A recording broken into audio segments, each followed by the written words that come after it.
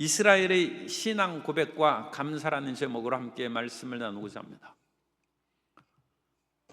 신명기 26장은 이스라엘 백성들이 아직 젖과 꿀의 땅으로 들어가지 않았을 때 너희가 그 땅에 들어가면 이렇게 하나님 앞에 예배를 드리라, 하나님께 제물을 가지고 가서 이와 같은 신앙 고백을 드리고 하나님께 영광을 올리라고 모세가 백성들에게 가르쳐주고 있습니다. 사람들에게는 꿈이 있고 희망이 있어야 됩니다. 성도 여러분이 무슨 꿈이 있습니까? 난 나이가 들어서 꿈이 없다. 내가 가지고 있는 꿈은 자녀들, 손자녀들이 잘 되는 것뿐이다. 그것도 훌륭한 꿈입니다.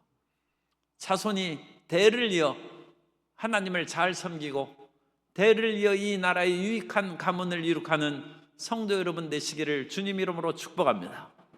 그런데 제가 묻는 것은 성도 여러분 자신의 꿈입니다. 자녀들과 손자들에 대한 꿈뿐만 아니라 내가 무슨 꿈을 갖고 있는가? 그리고 내가 몸도 아프고 삶의 상황도 무척 어려운데 내가 무슨 내일에 대한 기대를 할 수 있는가? 그렇게 낙심하고 좌절할 수도 있습니다. 그때 신명기 26장을 기억하시면서 아직 젖과 꿀인 땅으로 들어가지도 않았습니다. 그리고 그들의 조상들은 40년 동안 광야에서 다 죽고 말았습니다. 새로운 세대가 지금 남아있었고 그 남아있는 새로운 세대에게 모세가 말씀을 가르치는 것입니다. 너희는 틀림없이 젖과 꿀은 땅으로 들어갈 것이다. 나도 죽고 나의 후계자요 제자인 여호수아가 너희들을 이제 인도할 것입니다. 그건 이제 뒤에 나온 얘기입니다. 그래서 모든 것은 다 사라져버릴지라도 너희는 반드시 약속의 땅을 차지할 것이다. 그리고 그 땅을 차지하여 들어가면 너희는 무엇보다도 하나님께 감사하라. 하나님께서 이 위대한 역사를 이루어 주셨구나. 저는 서원하라는 것을 권하는 그런 말씀을 별로 드리고 싶지는 않습니다. 왜냐하면 서원을 안 갚는 일들이 많고 그 서원을 안 갚은 것으로 인하여 저에게 기도받으러 온 사람들이 이제까지 목회 그 기간에 여러 번 있었어요. 결국 사람들이 자기가 무엇인가 아프고 일이 잘 안 되면 하나님 앞에 서원하고 안 갚은 것이 기억나고 그것을 회개하는 기도를 이제 그야말로 늦게나마 찾아와서 상담하고 기도를 받는 것입니다. 그런데 왜 서원을 왜 합니까? 서원은 할 필요가 있는 것이 미래에 대한 꿈이기 때문입니다. 주님, 나는 이런 식으로 인생을 끝낼 수는 없습니다.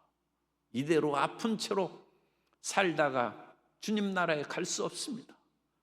내가 사업이 어렵고 모든 것이 형크러지고 망한 상태로 내 인생을 마무리 지을 수는 없습니다. 하나님, 나의 가진 모든 것으로 주님께 헌신하고 바치겠사오니 나를 다시 일으켜 주옵소서. 그것이 소원입니다. 그것은 내일에 대한 희망입니다. 물론 얼마만큼 하나님 앞에 자기를 바치겠느냐, 그건 이제 각자 다른 것이죠. 믿음의 분량대로 그와 같이 하는 것이고, 특히 주의 종으로 서원을 할 때는 내 인생을 다 바치겠다고 서원하는, 어차피 하나님 앞에 서원 안 갚아서 죽으나 모든 것을 바치고 살아가나 자기는 없어지는 것은 마찬가지예요. 그러니까 이왕 하나님 앞에 서원하고 주의 종은 될 때는 그냥 몽땅 다 바치는. 그런데 그것은 투기나 어떤 그와 같은 요행을 바라는 것이 아니라 앞으로의 미래의 축복을 끌어당기는, 선취한다고, 프리오큐페이션, 선취해서 미리 차지하는. 하나님, 내 능력으로는 할 수 없습니다. 그러나 하나님이 함께 하시면 나는 다시 치료받을 수 있고 하나님이 함께 하시면 나는 다시 일어날 수 있습니다. 그리고 그 하나님에 대한 역사하심을 내가 잊지 않도록 내 자신을 소원하여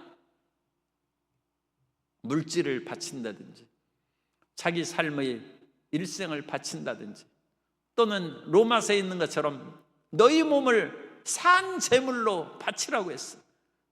헌신합니다. 절망 가운데 살지 않고 서원을 하여서라도 꿈을 갖고 미래를 개척해 나아가는 성도 여러분 되시기를 주님 이름으로 축복합니다. 올해 표여도 능동적으로 변화하여 우리가 성장하고 부흥하는 것은 일종의 서원하는 것이고, 내일에 대한 꿈을 향하여 우리가 헌신하는 것입니다. 그렇게 굳센 믿음과 강한 의지력을 가질 때 하나님께서 우리를 사용하시고 우리를 일으켜 세워주신 것입니다. 이스라엘 백성들이 지금 이제 젖과 끓인 땅으로 들어가기에 앞서 떨리고 두렵고 그냥 우리 모압 평지에서 그냥 살죠. 그럴 수도 있어요. 요단강을 건너가서 그 요단강 건너편에 있는 가나안 족속 들어가 살다가 전쟁 나면 죽을 수도 있고, 내가 죽을 수도 있어요. 다른 사람이 죽는 것은 두 번째고 자기가 죽는 거예요. 그러느니 그냥 이 땅에서 살고 그것이 낫지 않을까? 그렇지 않다. 우리는 하나님의 뜻대로 살아가는 것이 인생의 목적입니다.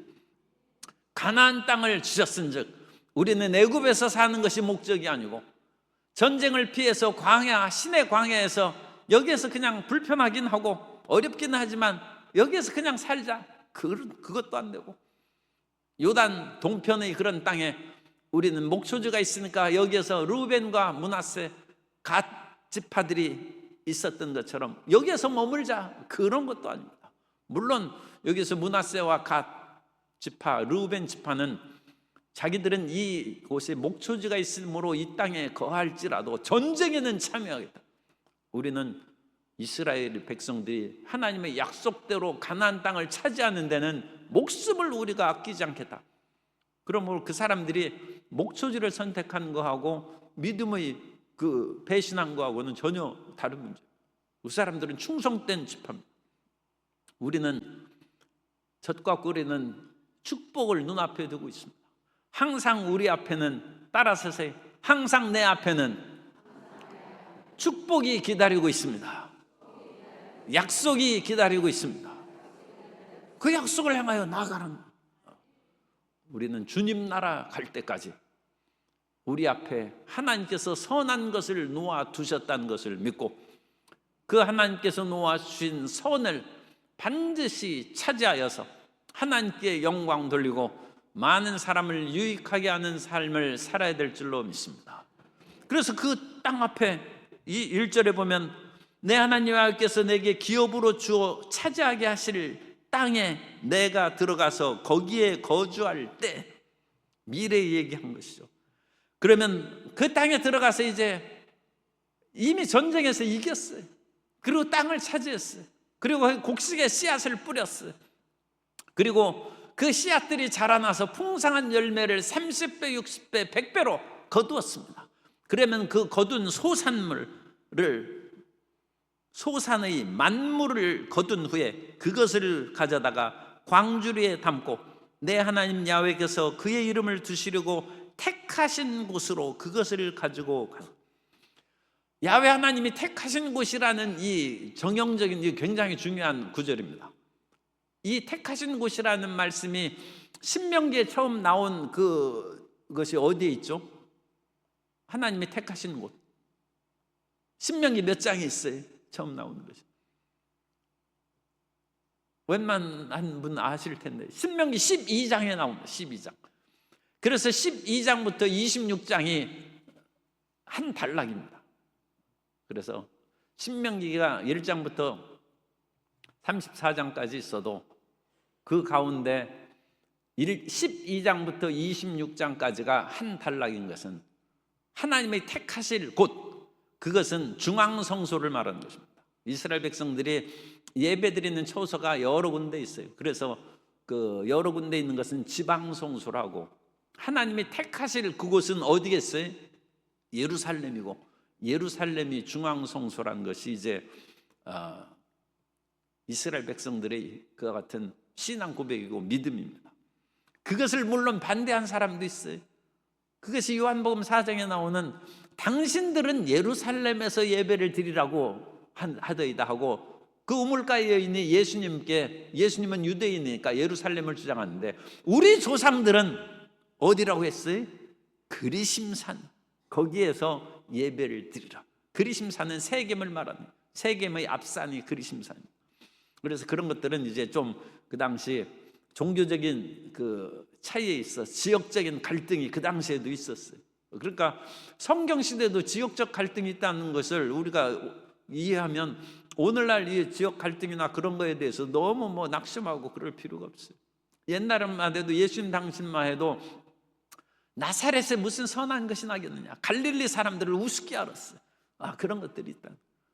그러나 하나님이 택하실 곳은 이제 성경 전체를 통해서 우리가 예루살렘이라고 그와 같이 알 수 있고, 이제 예루살렘에 가서 그와 같이 예배를 드리는데, 너희 모든 만물을 첫 소산을 광주리에 이고 가서 드리라는 거죠. 우리 그 사진이 준비되었으면 그 사진을 한번 보여주세요. 그래서 이 광주리에 이고 그와 같이 하나님 앞에 드리고 가는 거예요. 그래서 저게 아수르바니팔 왕입니다. 왕인데 머리 위에 광주리를 이고 거기에서 예물을 드리고 그 신전에 봉헌하러 가는 거죠. 이렇게 탁 이고. 그래서 전에 제가 말씀드렸지 않습니까? 우리 그 추수감사절 할 때는 여기에다 미리 찾아놓는 것이 아니라 장로님들, 권사님들이 머리에 이고 쫙 와가지고, 이제 제가 혼자 받기에는 힘이, 그래가지고 이걸 딱 제사장이 받기로 돼 있어요. 그러니까 이 주종들이 앞에 서서 받아서 이제 하나씩 착착착 여기다 진열을. 그러면 예배 시간이 오래 걸려서 문제지, 그건 참 아름다운. 그래서 미리 차려놓는 것이 아니라 다 해야 돼요. 그러면 아니 왜 장로님하고 권사님만 하냐, 나도 하겠다. 그래가지고 일반 집사님도 하시고, 왜 집사님만 하냐, 엄마 아빠만 왜 하냐, 나도 하겠다 하면 우리 교회 학교 자녀들도 또 여기다 다 놔야 돼. 그래 어떤 한 사람은 감자, 고구마 한 개 딱 들고 와가지고 작은, 그래 하나님 앞에 봉헌하고, 그래서 광주리에 이고 하나님 앞에 봉헌해. 3절에 보면 그때의 제사장에게 나아가 그에게 이르기를, 내가 오늘 당신의 하나님 야훼께, 우리 하나님이라고 안 하는 것은 제사장이 더 하나님 앞에 가까이 있다고 생각하기 때문에 당신의 하나님, 제사장의 하나님이라고 자신을 낮추어서 겸손하게 얘기하는 것입니다. 제사장 당신의 하나님 곧 우리의 하나님 야훼께 아뢰나이다. 내가 야훼께서 우리에게 주시겠다고 우리 조상들에게 맹세하신 땅에 이르렀나이다 할 것이오. 이미 이것이 미래의 사실인데 이미 성취된 것으로 지금 얘기합니다. 그래서 기도도 담대한 기도를 하면 미래 사실을 이미 하나님께서 저에게 주신 줄 믿습니다. 이미 주셨나이다. 그렇게 기도가 나옵니다. 그리고 하나님 앞에 담대하게 서원을 할 때, 서원은 조심해서 하셔야 됩니다. 그러나 서원은 꿈의 미래의 희망입니다. 그래서 서원 기도를 하는 것이 그 성경에 많이 나오고, 그러니까 그것도 믿음이 받을 만한 사람은 그거 하는 것은 미래를 개척해 나아가는 좋은 기도입니다. 그 서원 기도를 하면 이미 이루어진 것이 마음에 자신이 생깁니다. 이미 이르렀나이다. 그렇게 할 것이요. 제사장은 내 손에서 그 광주리를 받아서, 이렇게 이제 추수감사로 오면 그걸 하나씩 받아서 여기다가 탁 진열해 놓는 거예요. 받아서 내 하나님 야훼의 제단 앞에 놓을 것이며, 5절, 그때 이제 물질만 드리는 것이 아니라 마음을 드려야 돼.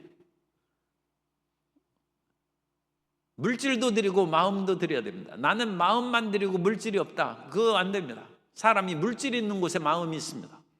그러니까 항상 물질을 드릴 뿐만 아니라 물질을 드리면서 마음도 드려야 돼요.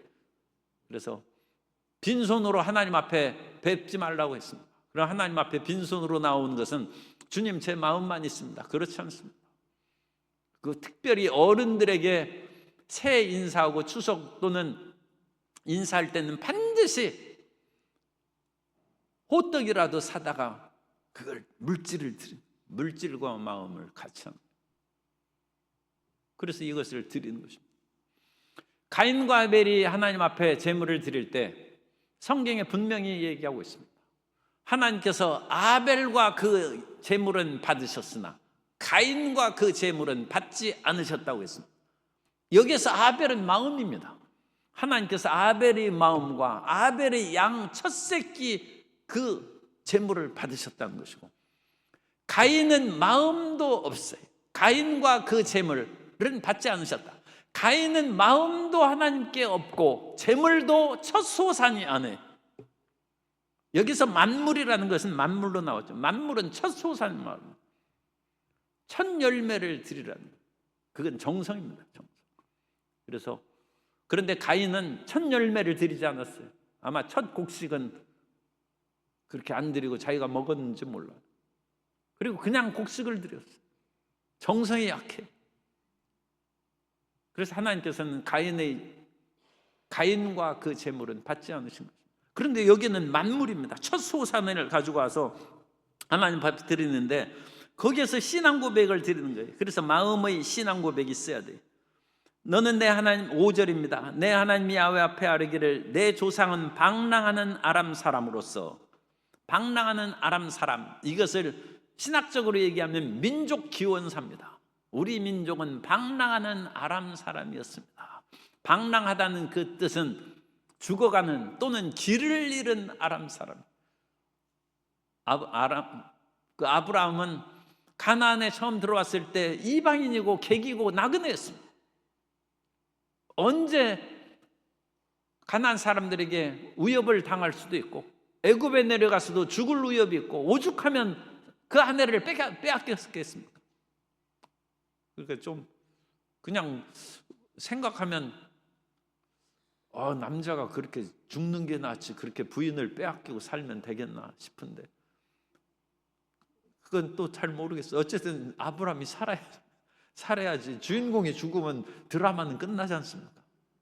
그러니까 일단 이해는 잘 안 되지만 사라를 뺏기고 아브라함은 살았어.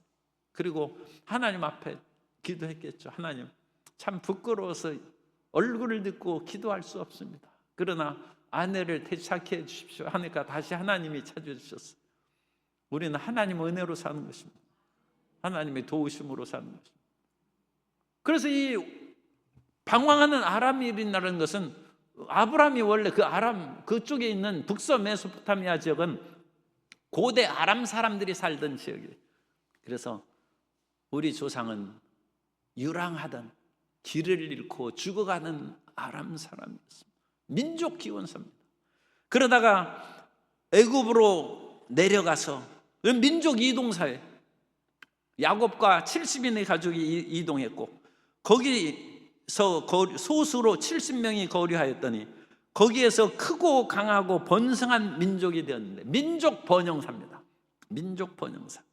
우리가 6.25로 말미암아 폐허가 된 그런 처참한 상황에서 이제 세계 10의 경제 대국으로 번성하게 되었습니다.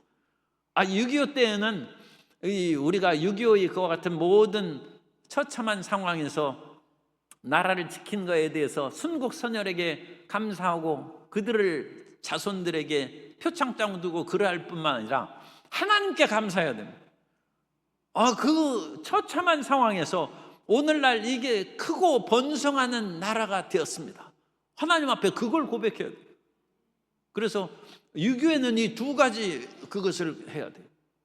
그 속에서 피를 흘리고 자유민주 국가를 수호하기 위한 사람들에 대한 감사의 그런 기리는 예배뿐만 아니라 하나님께서 오늘날 이와 같은 번영과 그야말로 세계 가운데 가장 가난한 나라가 불과 70년 만에 세계에서 10위권의 부유한 나라가 되었다. 그래서 이스라엘 백성들도 그랬어요. 소수로 내려갔더니 크고 강하고 번성한 민족 번영사입니다. 그런데 민족이 번영하니까 6절에 민족 학대사예요. 민족이 그 애굽 사람들의 학대를 받아서 중노동을 하고 온갖 괴로움을 당하고 그랬어요. 그래서 이 민족이 학대를 당할 때 해결할 수 있는 그것을 찾아야 돼요. 해결할 수 있는 것을 찾아야 되는데, 우리나라는 일제강점기에 민족이 학대를 받을 때 두 가지 그런 그 길을 가지고 이 학대를 벗어나려고 몸부림쳤어요. 하나는 미국을 비롯한 자유우방을 통한 것 같은 자유 또는 민주주의 그런 계통에서 독립운동을 한 사람이 있고, 또 한 파트는 공산주의 계통에서 일해서, 그러니까 소련이라든지 그 당시에 공산주의 계통에서 일하면서 일제의 그런 모든 강압에서 벗어나고자 하는 독립운동, 이 두 파가 있었어요. 그리고 이 두 파가 해방이 돼서 내려와서 남한과 북한으로 서로 갈라진 거죠.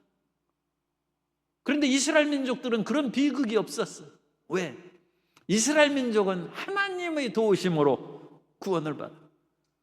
그래서 우리 민족도 일찌감치 하나님을 잘 믿고 그랬으면 좌나 우의 논쟁에 빠지지 않냐고 하나님의 도움으로 벗어나서 하나님께, 우리 조상의 하나님 야훼께 부르짖었더니, 그랬으면 이 땅이 정말 하나님의 이름하여서 하나가 되고 평화와 기쁨을 얻게 된 줄 믿습니다. 그런데 그런 일들을 제대로 하지 못하고, 그러므로 이와 같이 오늘날까지 세계 지금 80년 동안 좌우 논쟁이 계속된 나라는 이 지구상에 이 한반도밖에 없어. 좌우의 그 문제를 해결하지 못하면 통합의 일이 이루어지지 않기 때문에 선진 대국으로 진입이 안 됩니다. 그것은 우리가 경제적으로 15위권 됐다 할지라도 아직 우리가 세계 최고의 정상 선진국이 못 되는 것은 좌우의 문제를 해결 못했기 때문입니다. 사람이 남녀의 문제를 해결해서 어릴 때 남자끼리 서로 친구하고 다니고 여자는 여자끼리 고등학교 때 서로 친해가지고 다니다가 더 자라면 성숙한 딸이 되고 성숙한 아들이 되면 둘이 결혼을 해야 남녀가 통합이 되는 것이죠. 그래야 자녀를 낳고 집안이 이루어지고 번성하는 것입니다. 그게 좌우의 통합입니다. 남북의 통합입니다. 그래서 이 통합의 이 정신적으로 좌만 옳다, 우만 옳다, 뭐 그렇게 해가지고는 평생 싸우는 거예요. 그것이 서로 하나로 합의를 할 때 높은 것 같은 지성을 갖게 되고 모든 것을 통합하는 지혜를 얻게 되고 그 속에 화목의 역사가 이루어지는데, 그 화목의 역사가 머지않아 이루어지게 되시기를 간절히 소망합니다. 그리고 그것이 이루어지면 그때야 우리나라는 진정 세계의 가장 문화 선진 대국으로 우뚝 서게 될 줄로 믿습니다. 그래서 이스라엘 백성들이 하나님 앞에 이와 같이 부르짖어서 하나님의 도움으로 그 어려움에서 벗어났어요. 야훼께서 우리의 음성을 들으시고 우리를 고통과 신고와 압제를 보시고, 야훼께서 강한 손과 편팔과 큰 위엄과 이적과 기사로 우리를 애굽에서 인도하여 내시고, 민족 해방사예요. 우리 민족의 해방사는 어디에서 해방사가 이루어졌어요? 미국의 도움이 크죠. 어쨌든 미국이 원자탄을 터뜨리지 않았으면 일본이 패망하지 않고 우리나라가 독립이 됐겠습니까? 미국이 우리를 꼭 독립시켜 주려고 원자폭탄을 터뜨린 건 아니지만 어쨌든 일본이 박살이 아니 그 당시 일본, 오늘날 또 오해할 수 있으니까 그 당시 일제강점기가 박살이 나니까 우리나라가 저절로 해방이 됐어요. 그런데 이스라엘 백성들은 생각할 때마다 하나님 은혜를 감사하는 거예요. 왜? 하나님이 해방시켰다. 민족 해방사의 기원이 하나님께 있습니다. 그러므로 이스라엘 백성들은 평생 하나님께 감사하고 하나님의 은혜에서 떠나지 못하는 것입니다. 그리고 나서 9절, 이곳으로 인도하여 이 땅 곧 젖과 꿀이은 땅을 주셨나이다. 이 9절, 5절부터 9절까지가 이스라엘의 신앙 고백입니다. 9절은 가나안 정복사입니다. 가나안을 이제 정복하게 되었습니다. 민족 시온사로부터 가나안 정복사에 이르는 역사 고백이 이 신명기 26장 5절에서 9절까지 녹아져 있습니다. 굉장히 한 구절씩 그렇게 뭐 두 구절 정도 되는데도 불구하고 이게 엄청난 역사가 이 말씀 속에 녹아 들어 있는 것입니다. 오늘 함석헌 선생님이 뜻으로 본 한국 역사를 해가지고 이 땅에 하나님의 섭리에 따라서 하나님의 복음이 들어오기 전부터 하나님께서 이 민족을 사용하시려고 이끌어 오셨다는 것을 그와 같이 풀어서 책으로 쓴 것이 있는데, 우리 예수님 믿는 사람들이 소망하는 것은 이 땅의 온 사람들이 동서와 남북의 갈등을 초월하여 하나님 안에서 하나님께서 이 마지막 때에 사용하시기 위해서 이제까지 5,000년 반만년의 한민족의 역사를 이끌어 오셨다는 것을 믿고 하나님의 뜻에 순종하여 세계 가운데 하나님의 일을 능숙하게 행하는 귀한 민족이요 국가로 우리가 굳건히 세워나가게 되시기를 소망합니다. 이것은 참 우리 예수님 믿는 사람의 로망입니다. 예수님 믿는 사람의 꿈이에요. 그래서 더 이상 뭐 싸울 필요가 없어요. 동쪽과 서쪽이 갈등을 일으킬 필요는 없고, 어쨌든 AI 인공센터는 광주에 세워져야 돼요. 광주 싫다면 나주에 세우라고 해요. 왜? 울산에 인공지능센터가 세워졌으니까 균형 발전을 이루어야죠. 균형 발전을 이루어서 국가에서 주도하는 인공지능센터는 광주에 세우고, SK그룹이 주도하는 인공지능센터는 이미 울산에 세우기로 착공해서 시작하니까 거기 세우라고 하고, 그래서 서로 산업의 모든 시설을 나눠서 국토의 또는 지방 간의 균형 있는 발전을 모색할 때 우리가 정치적인 갈등도 사라지고 사람 사이에 그 같은 갈등과 다툼도 다 사라지게 될 줄로 믿습니다. 그래서 하나님께서 도우셔서 역사하신다. 그런데 이 다음에 이제 그것이 10절 11절 말씀이에요. 그래서 이 땅을 주셨나이다 그렇게 하고, 10절 야훼여 이제 내가 주께서 내게 주신 토지 소산의 만물을 가져왔나이다. 하나님께 예배드리는 거예요. 하나님 앞에 예배를 드리고 하나님께 영광을 돌리는 것입니다. 그런데 11절에 보면 내 하나님 야훼께서 너와 내 집에 주신 모든 복으로 말미암아 너는 레위인과 너희 가운데 거류하는 객과 함께 즐거워할지어다. 이건 이웃사랑입니다. 성경의 근본적인 가르침을 이 짧은 구절에서 신명기 26장 1절부터 11절까지의 말씀에서 다시 반복한 것입니다. 이 엄청난 역사를 이루어져서 죽어가는 길을 잃은 한 사람의 아람인, 여기 단수로 되어 있어요. 내 조상은 방랑하는 아람 사람으로, 그래서 단수로 되어 있어요. 단 한 사람의 방랑하는 아람 사람, 그건 누구겠어요? 아브라함이죠. 아브라함으로부터 이 큰 민족을 이루어서 이 땅을 차지하게 해주신 하나님 감사합니다.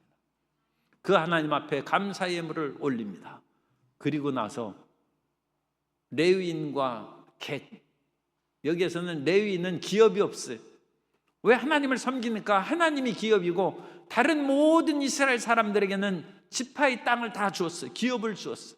그래서 모든 지파의 백성들은 하나님을 섬기면서 레위인을 돌보라는 것이 하나님의 명령입니다. 그리고 레위인뿐만 아니라 이스라엘이 살기 좋으니까 여러 나그네들이 또 몰려왔어요. 출애굽 당시에도 하나님께서 이스라엘 백성들에게 구원의 역사를 베풀어 주자 애굽에 살던 사람들, 여러 사람들이 함께 애굽에서 나왔어요. 그죠? 그래서 중단 잡족들이 섞여서 나왔다는 거죠. 그런 것처럼 이스라엘이 살기 좋은 나라가 되니까 여러 객들이 함께 오고 가는데, 하나님 앞에 예배 드릴 때는 나만 드리지 말고 이스라엘만 드리지 말고 기업이 없는 레위인과 같이 살고 있는 객들, 나그네들과 함께 즐거워하고, 함께 즐거워하려면 어떡해요? 그들에게도 같이 나눠줘야죠. 그 소산의 분깃을 그들에게 나눠줌으로 하나님도 기뻐하고 이스라엘은 이제 제물을 드리는 사람도 기뻐하고 그 이웃도 함께 기뻐하고 모든 공동체가 기뻐한다.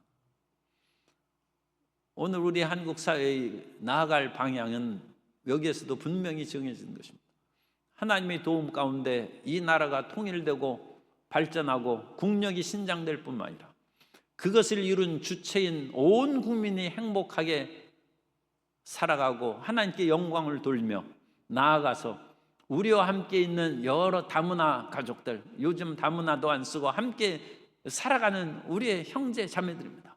그 사람들도 함께 대한민국에서 뿌리를 내리고 행복하게 살아갈 수 있도록 함께 즐거워하는 것입니다. 이것이 이상사회고, 이런 이상사회가 대한민국에서 이루어진다면 이런 모델을 가지고 세계 평화를 이끌어갈 수 있다. 왜?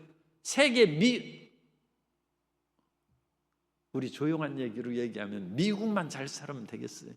같이 살아야죠. 그런 것처럼 미국 현 대통령도 관세 그런 것들을 너무 강압하지 말고 미국도 잘 살고 이웃나라도 잘 살고 화평하게 만드는 세계를 이끌어가야 진정 그 잘 사는 나라요, 정말로 존경받을 수 있는 나라가 되는 것이죠. 우리나라가 그런 나라가 돼야 되지.